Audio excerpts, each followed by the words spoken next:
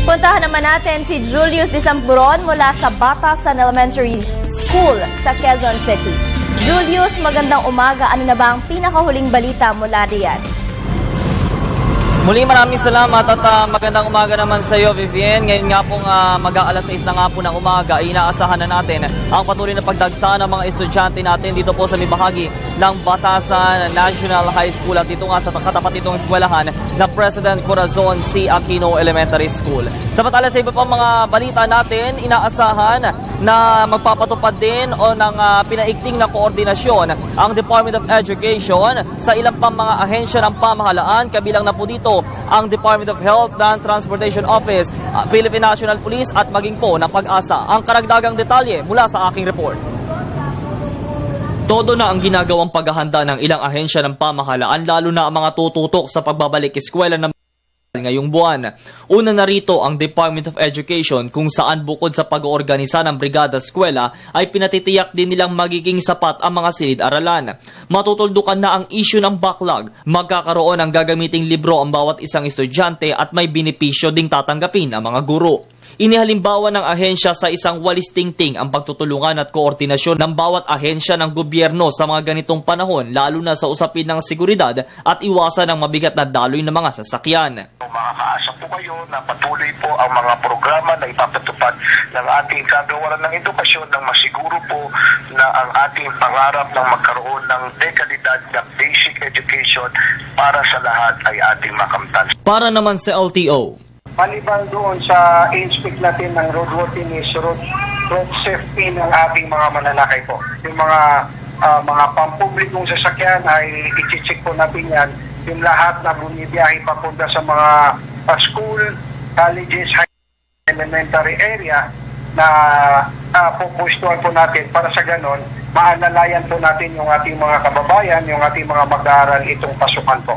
At dahil sa ganitong buwan din pumapasok ang panahon ng tag-ulan, ayon sa opisyal, mayroon din silang koordinasyon mula sa Pag-asa, DOST.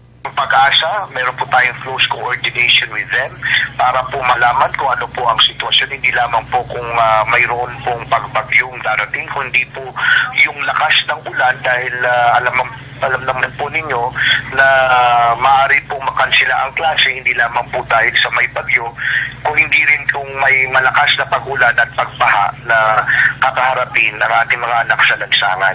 Para sa Telebisyon ng Bayan, ako si Julius Disamburon. Inihayag na nga ng Department of Education na all systems go na nga sila ngayon pong ikalawa ng Hunyo, na kung saan nga po ay pagsisimula na nga po ng klase bilang bahagi po ng school year 2014-2015. At pong ipinaalala ni Education Assistant Secretary Tony Cito Umali na hingit narinig nga po ninyong report na patuloy po ang kanila pong ginagawang information and Action Center sa kanila pong tanggapan dyan po sa Department of Education. At uulitin po lamang natin yung telepono ng DepEd, hinggil po lamang dito nga sa ginagawa nga po o kung meron man po nga magkakaroon na inyong pong katalungan at kung meron man po kayong inaasahan na reklamo ngayong pong araw na ito. Ito po ay ang number 636-1663, 633-1942 at ang 637-4211. Nakikita po ninyo po sa inyo po mga television screen ang live po nating kuha dito po sa may bahagi ng Batasan Hills National High School,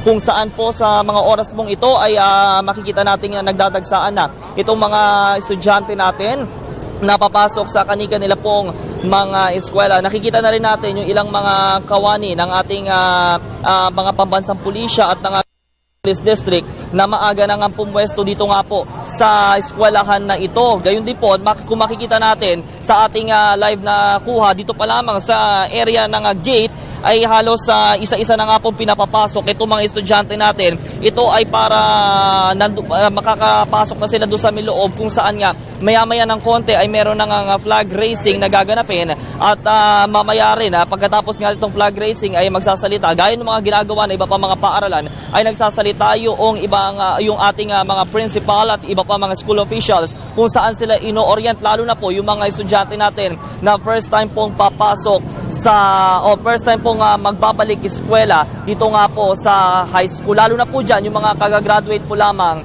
ng grade 6. So inaasahan natin maya-maya, Audrey and Vivian, na patuloy sa pagdagsa itong mga estudyante natin na andito nga. At kung makikita lamang natin, kung maipapaning lamang natin doon sa tapat, yung natin, naandun naman yung President Corazon C. Aquino Elementary School. Makikita natin yan po sa ating live na kuha, kung saan nga po ganyan na po karami yung mga estudyante natin na naandito na po sa may bahagi ng lungsod ng Quezon. Sa ngayon, mamamataan din natin, pasado alas 6 po ng umaga, ay pupwesto na rin po ang mga kawani ng Land Transportation Office para naman po umasiste doon sa mga kolorum, para labanan po ito pong kolorum na mga sasakyan, lalo na po hinggil dito sa usapin ng school service. So ngayon makikita po ninyo po na kasabay ng pagsikat ng isang magandang umaga ay ang patuloy na pagdagsa